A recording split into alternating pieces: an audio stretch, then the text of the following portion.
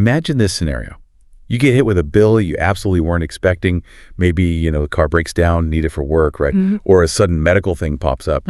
You're basically living paycheck to paycheck, savings are zero, and forget about getting a normal bank loan. That's just not happening. Right. For a lot of people, that's the reality. And your next payday still feels miles away, maybe a week, maybe two. You need cash, like now. The pressure's on. Then you see a sign, maybe online, maybe storefront. Fast cash. Get up to $1,000 today. No credit check. Feels like a lifesaver. A quick fix for a temporary jam. It seems like a solution in that moment. Very tempting. But what if that quick fix isn't just, expensive? What if it's actually designed in a way that can trap you in debt for months, maybe years, costing you way, way more than whatever problem you were trying to solve in the first place? And that right there is the entry point into what so many of the sources we're looking at today call the payday loan debt trap. It's a really serious issue. Looking through these reports, these analyses you've pulled together for us, it's striking. These loans, they offer speed, definitely. Accessibility. That's the hook. Absolutely. But their structure, combined with these incredibly high costs, just creates this really precarious situation for borrowers. Precarious is a good word for it. Yeah. And one statistic from the data you shared really jumps out. For people who use these loans frequently, and we'll definitely get into how common that is, the median total fees paid over just 1 year, $458. Just in fees. Just fees. And the average, the mean, was even higher, $574. That's on top of whatever they originally borrowed and had to repay. Wow. That's a huge chunk out of someone's budget, especially if they're already struggling. It's a massive drain on incomes that are, like you said, already stretched incredibly thin. Absolutely. And that's really why we wanted to do this deep dive. We've got this collection of sources, detailed government reports, like from the CFPB, financial analyses, like the Robinson Report, looking at Canadian data, and some really powerful personal accounts from places like the Center for Responsible Lending. A good mix.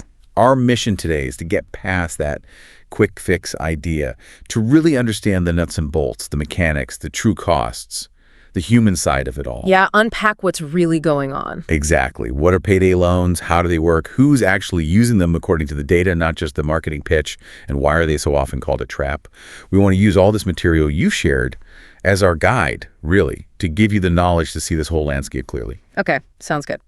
Let's dive in. So where do we start? The basics. What exactly is a payday loan fundamentally based on these sources? Right. So the sources are pretty consistent here. They define them as short-term, small dollar loans. Okay, short-term, small dollar. Yeah, typically we're talking amounts like, say, $100 up to maybe $1,000. One of the samples cited in the material showed the median loan size was around $350. $350. Not a huge amount, but significant if you're short. Exactly. The mean was a bit higher, $392.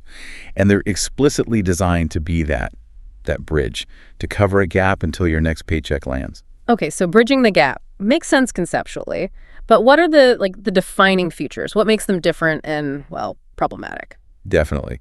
There are a few key characteristics that really stand out in the sources, and they're crucial. First, and maybe the most shocking, is the cost. Ah, yes, the cost. It's not just high. The sources use words like exorbitant, staggering when you look closely. The fee structure isn't usually presented as an interest rate, right? It's a flat dollar amount per $100 borrowed. Like a service fee? Kind of. Your sources show that something like $10 to $20 per $100 borrowed is typical. The median fee mentioned is around $15 per $100. Okay, $15 for $100. Now, on the surface, for 2 weeks, maybe that doesn't sound catastrophic. Right, that's the danger. It sounds manageable. $15. But this is where it gets really alarming, because that flat fee obscures the true cost.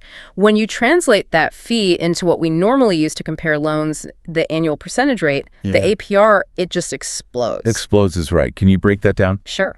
That seemingly small $15 fee on a typical 14-day loan, that works out to an annual percentage rate of 391%. 391%. Just say that again. 391% APR. Compare that to, say, a credit card, maybe 15%, 20%, 30% APR if you have bad credit. Right. Or a personal loan from a bank, maybe similar rates. Exactly. But payday loans, as your sources consistently show, commonly range from 300% up to 600% APR. And in places with fewer rules, even higher. Like that Idaho example you pulled. Yeah. One piece of data pointed to Idaho having an average APR of 652% for a single payment loan. 652%. That's orders of magnitude higher than almost any other form of credit.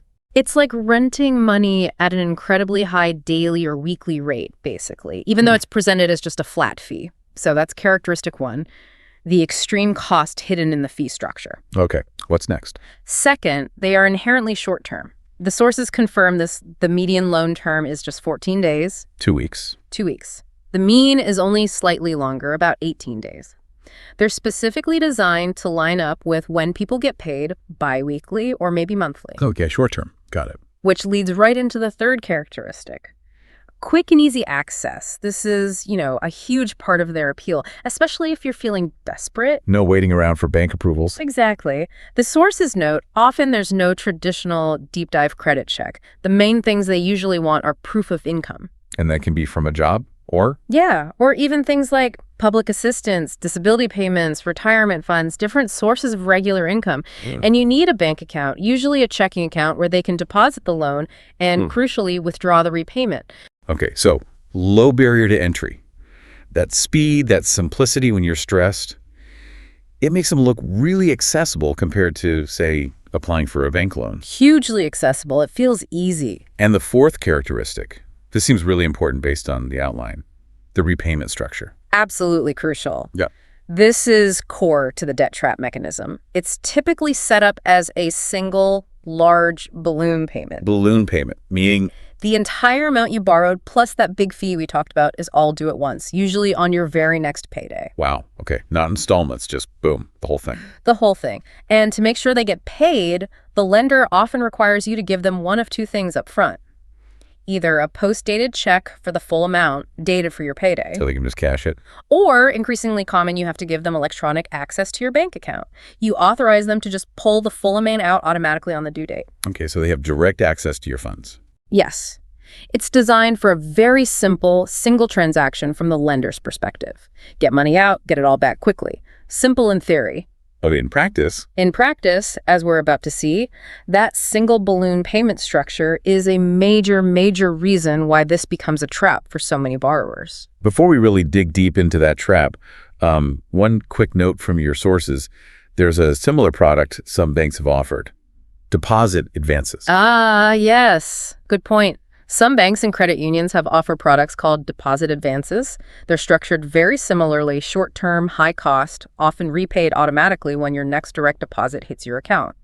They carry many of the same risks of trapping borrowers in a cycle, though they aren't always regulated in exactly the same way as storefront or online payday lenders. It's something to be aware of. Okay, so we've got a handle on what these loans are. High cost, short-term, easy access, balloon payment. Now, who actually uses them and why? Because this seems to be where the story the industry tells clashes hard with the data. It really does. Let's start with that industry narrative, the sort of myth, you could call it, that's often promoted. Okay, what's the picture they paint? The common image is of someone who has a job, they're working, but maybe doesn't have much savings. Sometimes you hear the acronym ALICE Asset Limited, Income Constrained, Employed. Okay, ALICE.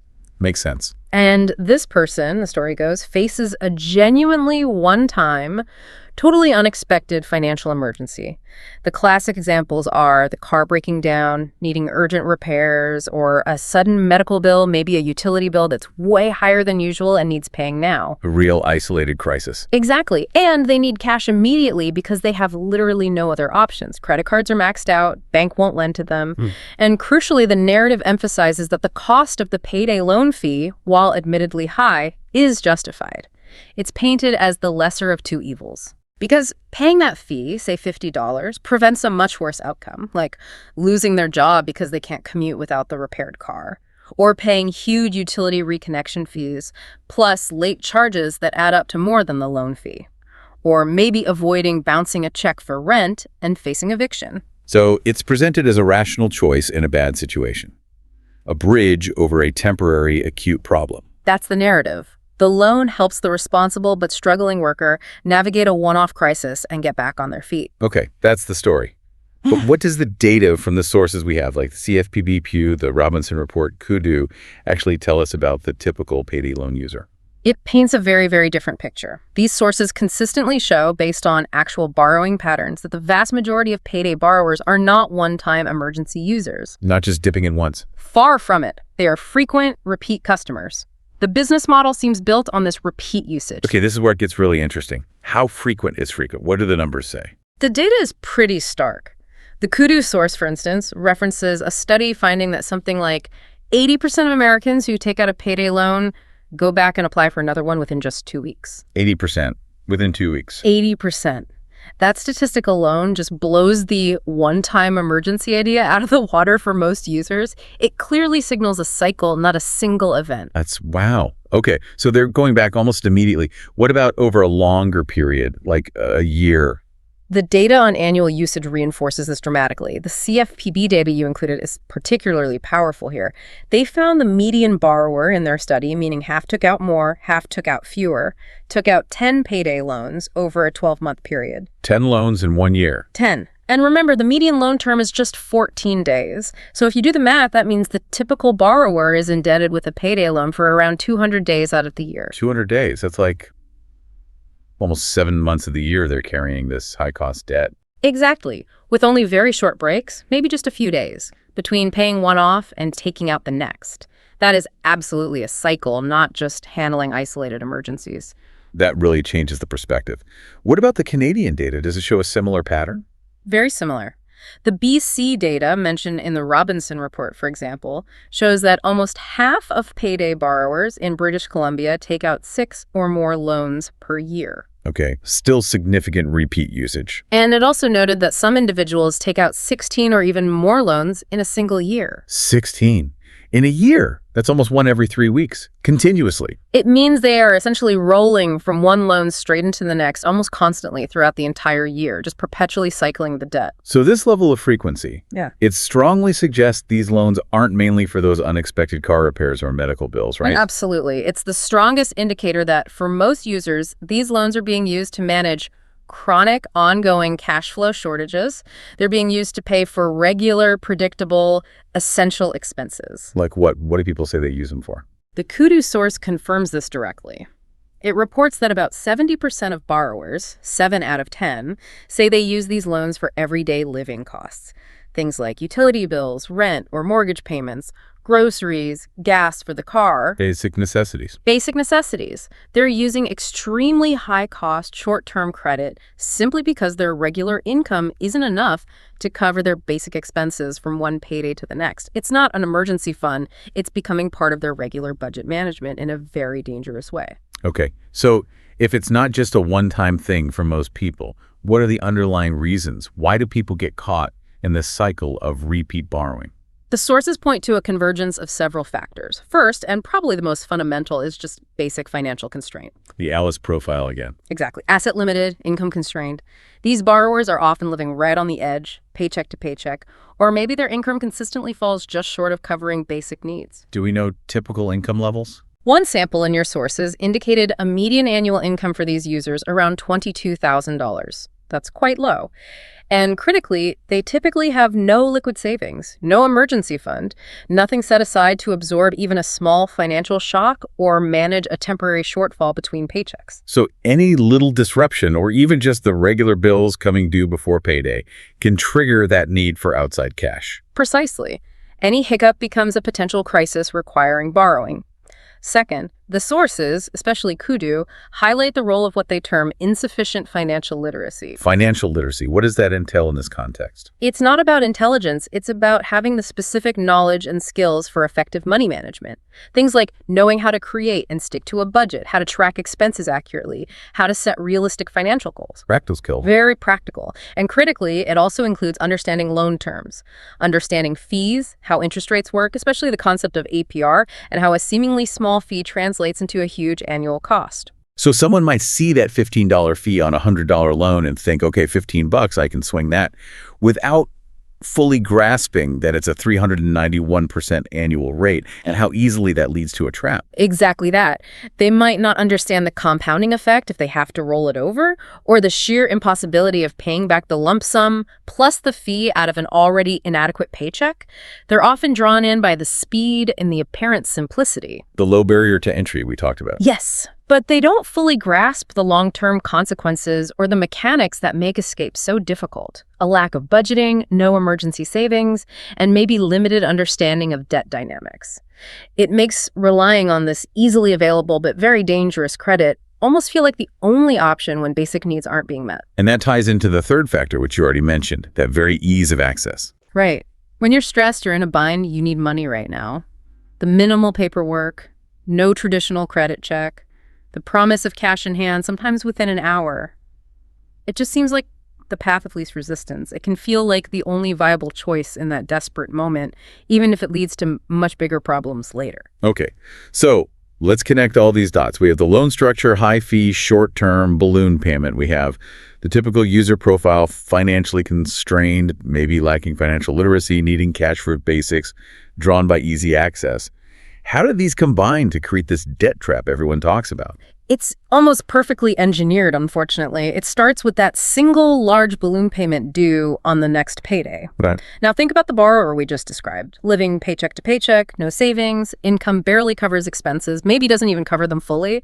They needed the loan precisely because they were short on cash for the current pay period. Right, they were already behind. Exactly. So when the next payday arrives, maybe 2 weeks later, they suddenly have to come up with the original amount they borrowed, say $350, plus that very high fee, say $50 or $60 all at once. So $410 suddenly due. Okay. But they're starting from the same place of financial precarity, maybe even worse, because they spent the loan money. They needed $350 just to get through the last 2 weeks. Now they need that $400 or $410 back.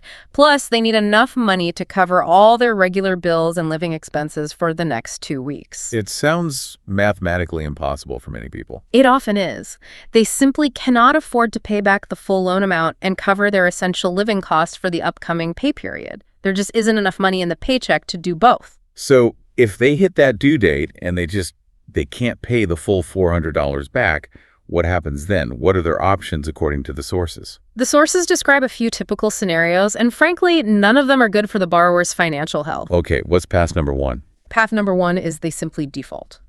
They don't pay. If this happens, the lender will likely try to cash that post-dated check they took or trigger the electronic withdrawal authorization. And if the money isn't in the account? Then the payment bounces. This usually triggers hefty non-sufficient funds, or NSF fees, from the borrower's own bank. Often $30, $35 per failed attempt. Sometimes the lender tries multiple times, racking up multiple NSF fees. So you owe the lender, and now you owe your bank extra fees too. Exactly. And then the lender starts collection efforts. These can be very aggressive. The Center for Responsible Lending source specifically calls out that some lenders use tactics like threatening lawsuits, wage garnishment, or even threatening arrest or jail time. Wait, jail time? For not paying a loan? It's almost always a false threat.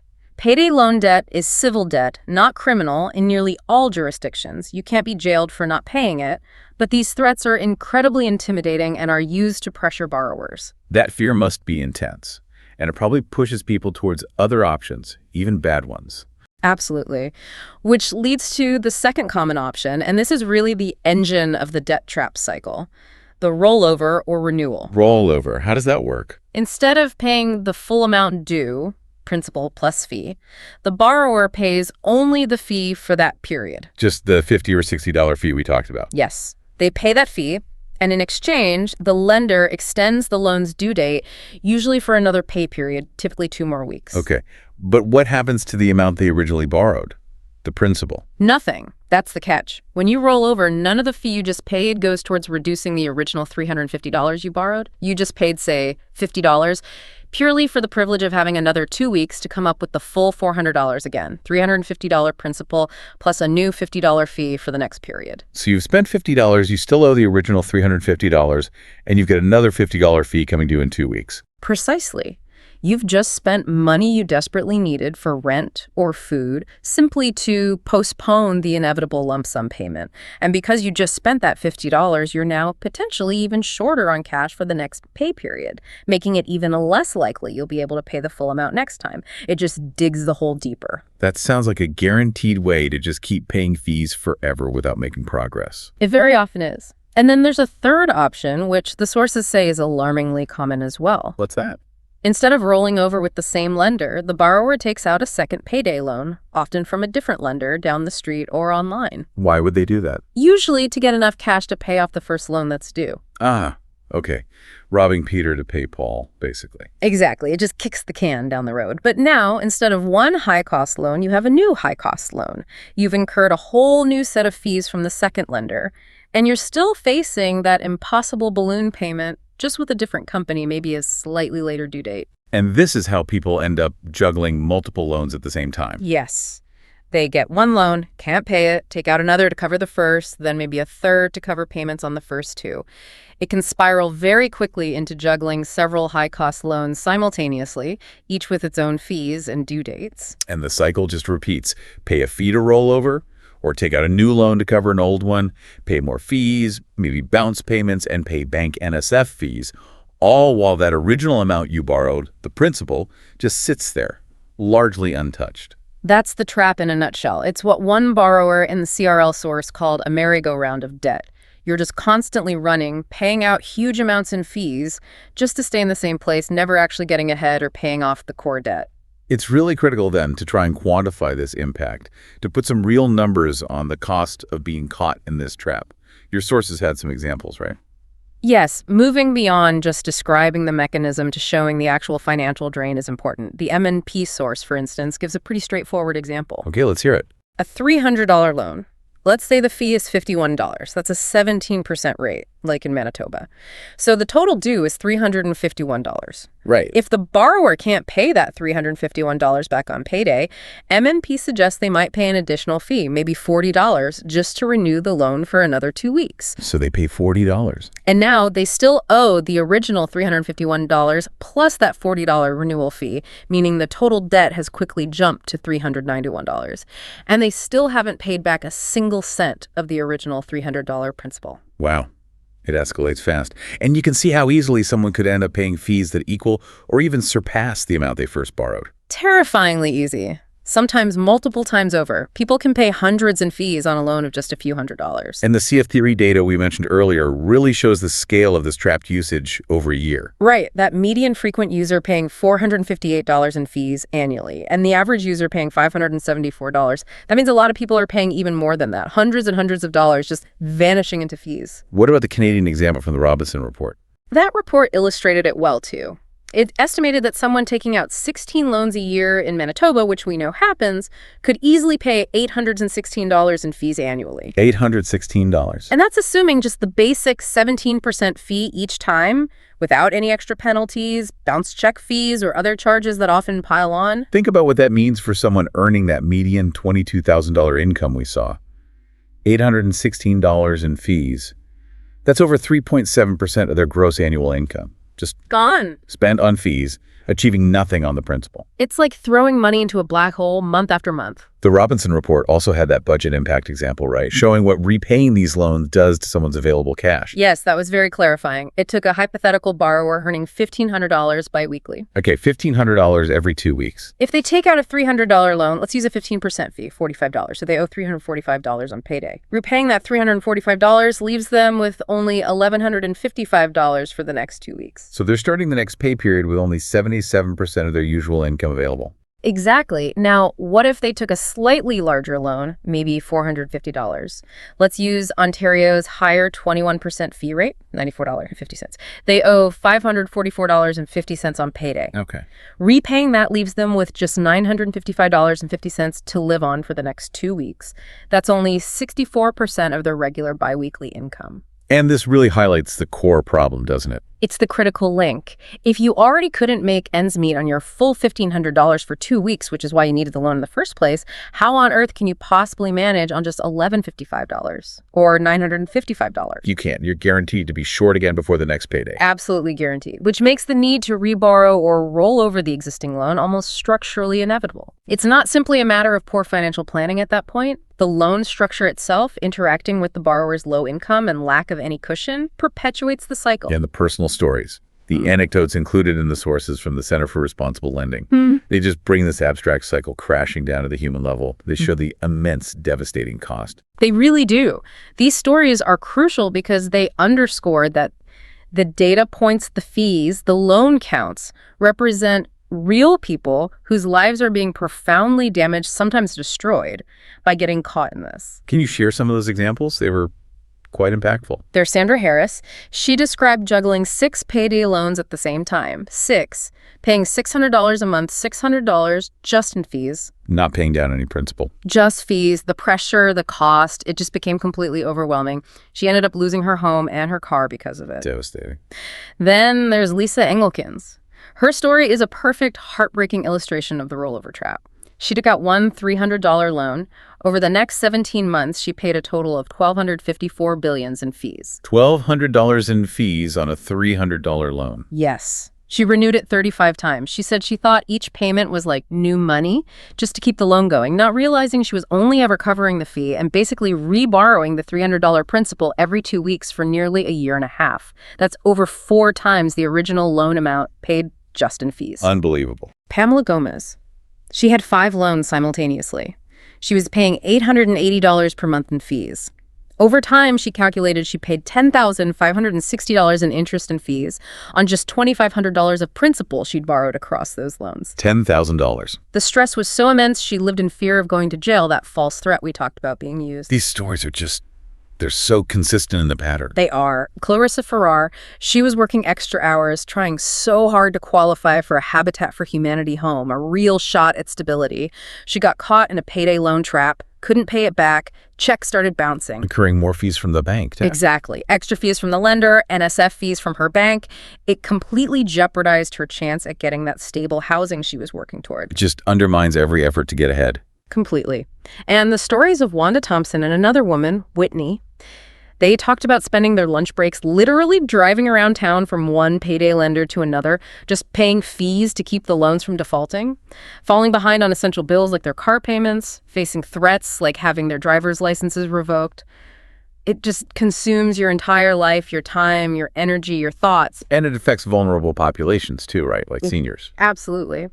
There was a story of Betty, a senior citizen living on Social Security. Her monthly check was just $564. She was paying over half of that amount every single month just in fees on a payday loan, never touching the principal. Half her income just on fees? Half her very limited income. She needed help from social services just to avoid being evicted from her home. These aren't isolated incidents. They represent people in incredibly vulnerable situations being systematically drained by this high-cost structure. So looking at these stories alongside the data, the pattern is just undeniable. Horrifyingly consistent. Someone with limited resources faces a shortfall. They turn to a payday loan because it seems fast and easy. That single balloon payment, plus the huge fee, proves impossible to manage alongside basic living costs. This forces them into rollovers or taking out new loans, which leads to months, often years, of paying endless fees that bleed their income and any assets they might have. They can't cover basics, they live in constant stress and fear, and often end up losing critical things like their car, their housing, or falling into even deeper financial ruin. Okay, so that's the classic single payment payday loan trap. But Right. the lenders, they adapt, right? Your sources mentioned that as regulators started putting some limits on this single payment model, some lenders shifted their strategy. Yes, that's a really important point. Lenders are businesses, and they adapt to the regulatory environment. As rules tightened around the traditional short-term single payment loan in some areas, we saw a noticeable shift by some companies towards offering what are often called payday installment loans. Installment loans, so like a regular loan paid back over time. Exactly. Instead of that one big lump sum due on the next payday, these loans are structured to be repaid in a series of smaller payments over several pay periods or sometimes over several months. Okay, now, on the surface, that sounds better. More manageable, maybe. Like you could actually budget for those smaller payments. It sounds better, and that's part of the problem, because while a genuinely affordable installment loan can be a much safer way to borrow than a single payment payday loan, the sources draw a very sharp distinction here. Between what? Between safe, affordable installment loans, the kind you might get from a credit union or a responsible lender, and the high-cost installment loans offered by many lenders that either started as or still operate like payday lenders. Okay, so just because it says installment doesn't automatically make it safe or affordable? Not at all. That's the critical catch. These high-cost installment loans, while they're paid back over time, often carry the same kinds of excessively high annual percentage rates we saw with the single payment loans. We're still talking 200%, 300%, or even higher higher APRs being common according to Pew and other analyses. So the cost per dollar borrowed annualized is still astronomical. Yes, and they often have very long repayment terms, stretching the debt out for months, sometimes a year or even longer. And maybe most importantly, the required monthly or biweekly payments themselves are often structured to be unaffordable for the typical borrower who would seek out this type of loan. Unaffordable. How do we define unaffordable in this context? What's the benchmark? Pew's research, which you included, provides a really useful benchmark based on borrower incomes.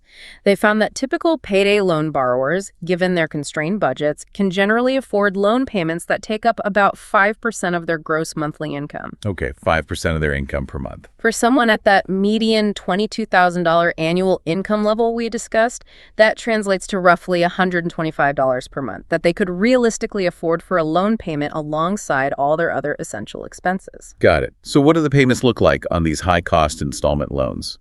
That's the problem.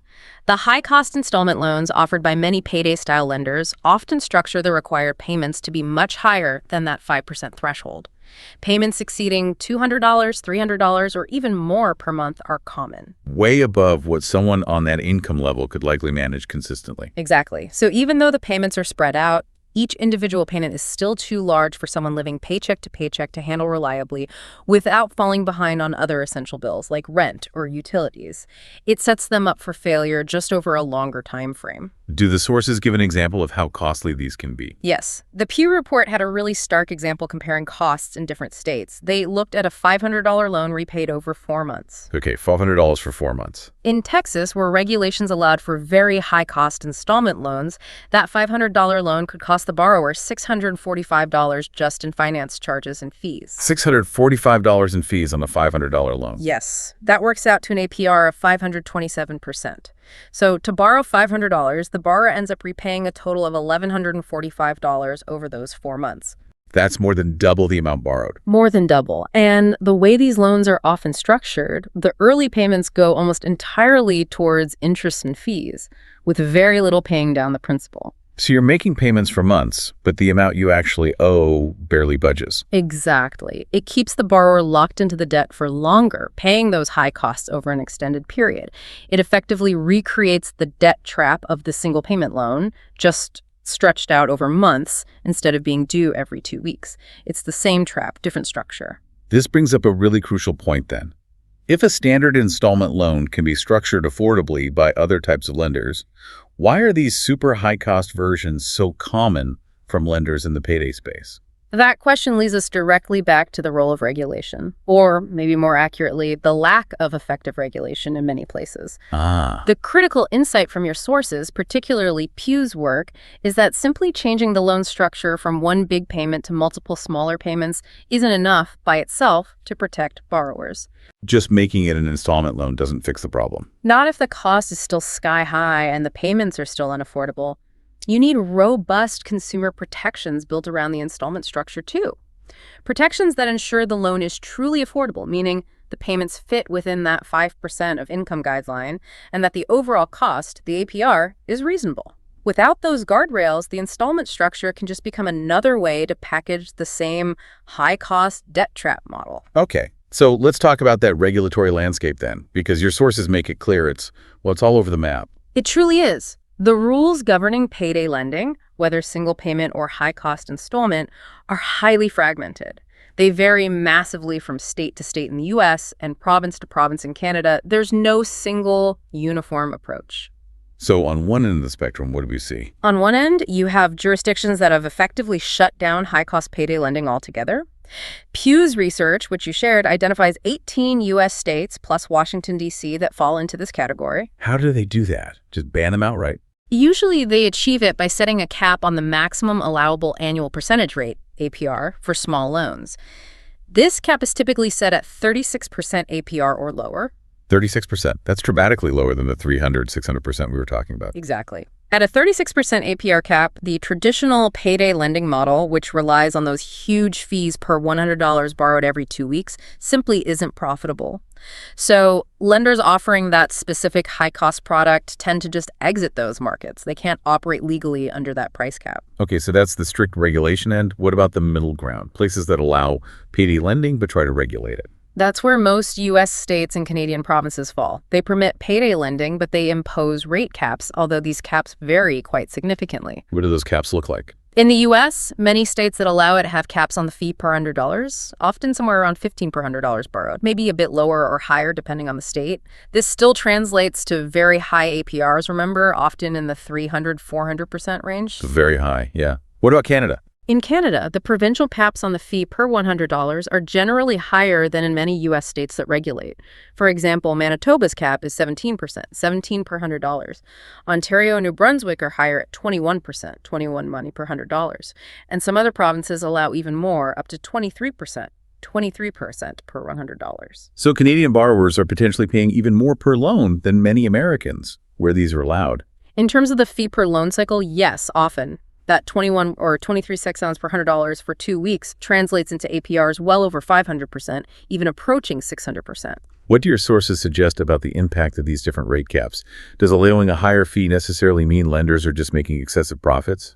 Robinson's economic analysis, particularly focusing on the Canadian context, but with broader implications, provides some really interesting insights here.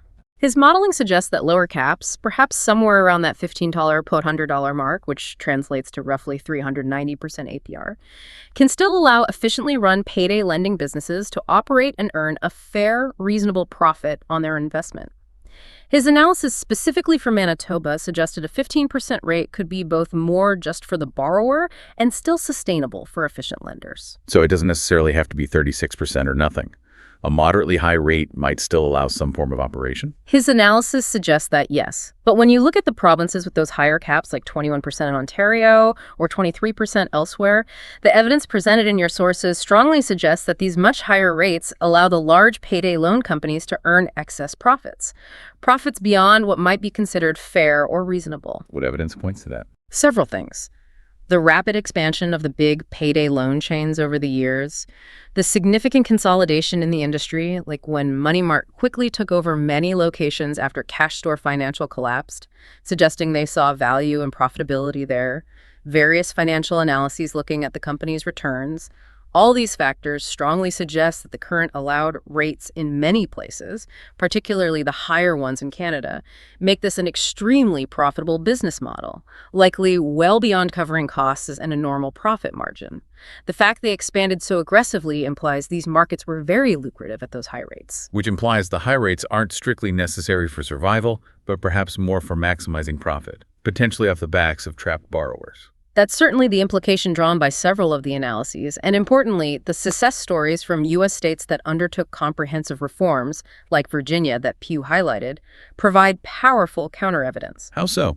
Remind us about Virginia. Virginia didn't just cap the APR super low like the 18 states. They enacted a broader set of reforms for small dollar loans. They lowered the allowable prices significantly compared to traditional payday loans, but not down to 36%. They mandated reasonable timeframes for repayment, typically several months. And crucially, they required affordable installment payments, likely aligning with that 5% of income guideline. So a more balanced approach. A more balanced, consumer protection-focused approach. And the result? Remember that $500 loan over 4 months. In high-cost Texas, it costs $645 in fees, 527% APR. In reformed Virginia, under their new rules, that same $500 loan for 4 months cost only $138 in finance charges. Wow. $138 versus $645. That's a massive difference. A massive difference for the borrower. And the key takeaway is that lenders are operating under these Virginia rules. The market didn't vanish. It shifted. Lenders adapted to offer small dollar credit at dramatically lower, more affordable costs because the regulations required it. It demonstrates that effective regulation is possible. You can maintain access to small dollar credit while simultaneously shutting down the high-cost debt trap model.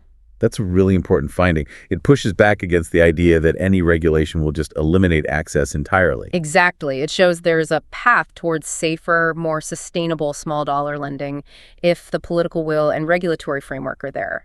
Now, one complication you mentioned is online lending. People aren't just going to storefronts anymore.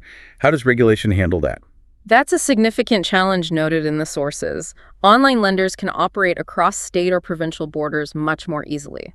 This means a borrower in, say, a state with strict rules might still access a loan online from a lender based elsewhere, potentially one that isn't licensed in their state and doesn't follow their state's rules. So borrowers could be exposed to even higher rates or more aggressive tactics from unregulated online lenders. Potentially, yes. It creates enforcement challenges for regulators. Some jurisdictions, like Manitoba was mentioned as an example, try to address this by requiring even online lenders targeting their residents to be licensed, and maybe even have a physical presence within the province. But policing the vast online space is inherently difficult. It remains a significant loophole and risk area for borrowers. Okay. So we've really unpacked a lot here. What payday loans are, who uses them, the devastating debt trap mechanism, how it morphs into high-cost installment loans, and the complex, varied regulatory picture. Given all this information from the sources, what does it mean for someone actually facing a cash shortfall right now? What are the alternatives? What are the solutions, both for individuals and maybe more systemically? That's the crucial so what question. Based on everything we've seen in these sources, there are definitely steps individuals should strongly consider before ever turning to a payday loan, precisely because the risks are so high. Okay. What are some of those immediate, practical alternatives someone in a bind might explore first? Well, first, they could try talking to whoever they owe money to, negotiate with existing creditors. Like their landlord or utility company. Exactly, or their credit card company. See if they can get a temporary extension, maybe a payment plan to spread out the cost. Sometimes creditors are willing to work with you if you communicate proactively before you miss a payment. Okay. Wow. Explore options with their employer. Is a salary advance possible? Can they cash in any unused vacation days for pay? Some employers offer assistance programs. Borrowing from people you know. Borrowing from family or friends, if that's an option, is almost always going to be much lower cost and lower risk than a payday loan, even if it feels awkward to ask. What about their own bank or credit union? Are there any options there? Definitely worth checking. Even if they've been turned down for a large loan before, their own financial institution might offer other possibilities. Things like a small personal loan, maybe a line of credit if they qualify, or even authorized overdraft protection. Overdraft has fees too, though, right? It does, and it needs to be used cautiously. But the costs, while not zero, are generally significantly lower in terms of APR than a payday loan. Especially important are credit unions, particularly community development credit unions, CDCUs. They often have specific programs designed to help low-income members with small-dollar emergency loans at much more reasonable rates. Nonprofit financial cooperatives could also be a source of more affordable options. Yeah, what about getting professional advice? Yes, the MNP source mentioned they offer free consultations. This points to the value of reaching out to a licensed insolvency trustee or a nonprofit credit counselor or debt professional. They can help assess the whole financial picture, provide budgeting advice, and explain all the options available, including debt relief programs if the situation is severe. That unbiased advice can be invaluable. So those are immediate alternatives. But looking longer term, the sources really hammer home the importance of financial literacy as a way to prevent needing these loans in the first place. Absolutely. The Kudu source, in particular, focuses heavily on this as a fundamental preventative measure. Financial literacy isn't just about knowing financial terms. It's about building knowledge, skills, and positive behaviors around money management. What does that look like in practice? It includes really understanding how to create and stick to a budget, tracking expenses, knowing where your money is actually going each month, setting clear, achievable financial goals, and crucially, building the habit of saving, even small amounts, and planning for unexpected expenses or income dips. So the goal isn't just academic knowledge, it's practical resilience. It's about being able to cover your basic needs consistently, avoid those chronic shortfalls that drive people to payday loans, build that essential emergency fund, however small, and ultimately avoid relying on high-cost debt for survival. Exactly. It's about gaining control. The Kudu source suggests some very concrete steps people can take to improve their financial literacy. Like what? Actively learning to budget, really identifying all income and all spending, finding areas where savings might be possible, setting specific financial goals, short-term and long-term, committing to follow a budget plan, really understanding the difference between good debt that might build assets, like a mortgage, sometimes student loans, and bad debt that just drains resources, like high-cost payday loans or high-interest credit cards carrying a balance. Where can people learn this stuff? Utilize available learning resources. There are tons of online courses, reputable websites, books, even news articles about personal finance.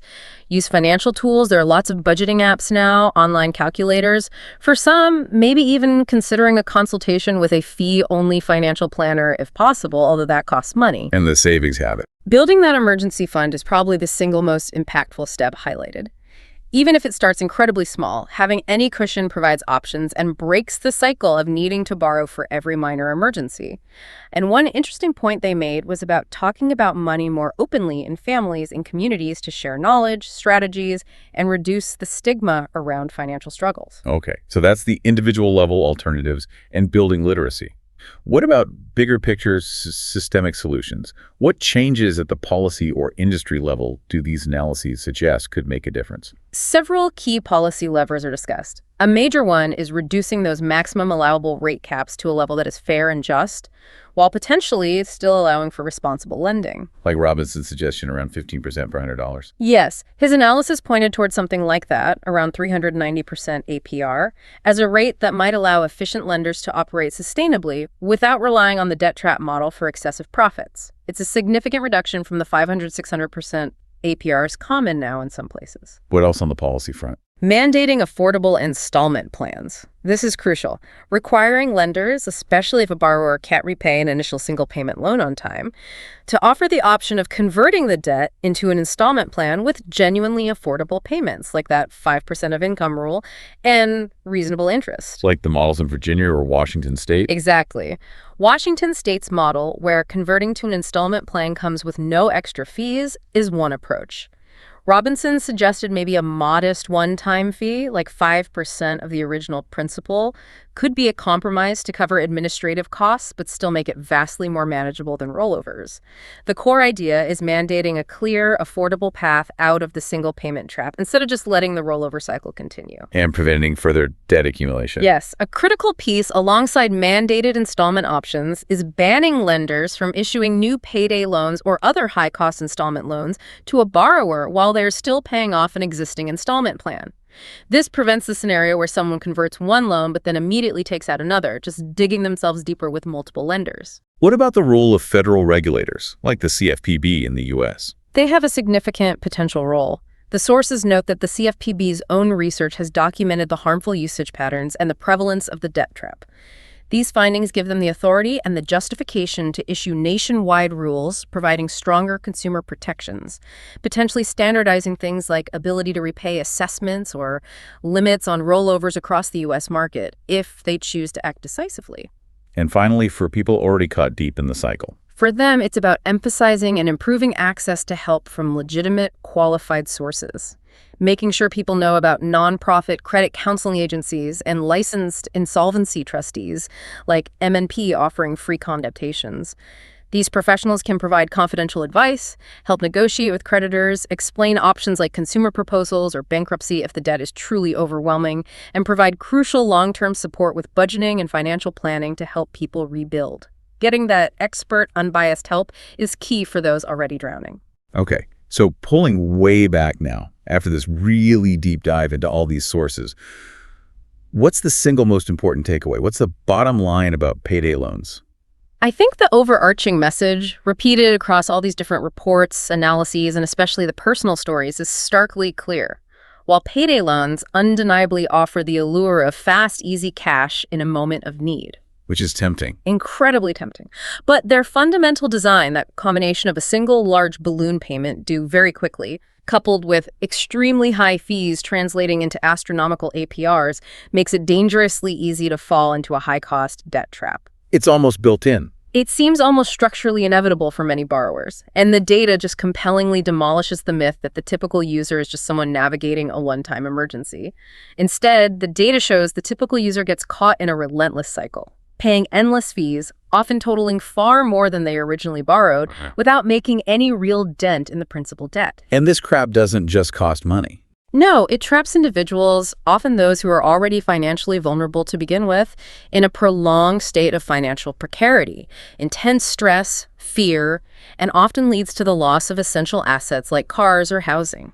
It can go on for months or even years, dominating their lives. And the data suggests this isn't just an unfortunate side effect for the industry, is it? The analyses strongly suggest that for a significant portion of the payday loan industry, this debt trap cycle isn't an accident. It appears to be the core driver of profitability, relying heavily on the revenue generated from repeat borrowing and endless fee payments from those who are unable to escape the cycle. But there is hope. There are ways out or ways to avoid it. Absolutely. Understanding the true cost, the mechanics of the trap, the risks involved, everything we've discussed today based on these sources, that knowledge is the vital first step towards avoiding the trap altogether.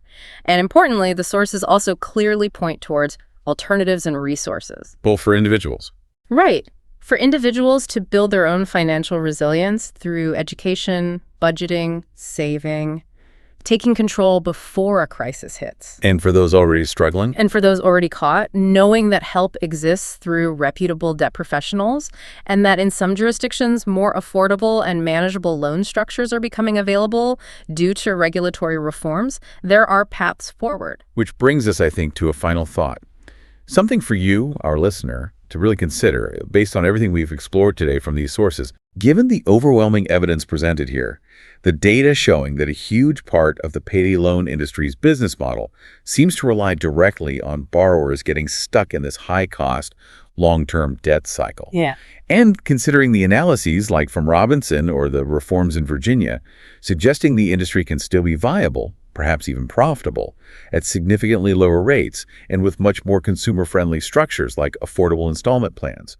What does this fundamental discrepancy tell us? What does it suggest about the ethical responsibilities or perhaps the lack thereof of both the lenders choosing to operate in this high-cost model and the regulators who are tasked with overseeing this market and protecting consumers? It's a really challenging question, I think, worth contemplating as you digest all this information. It really is a crucial question to ponder.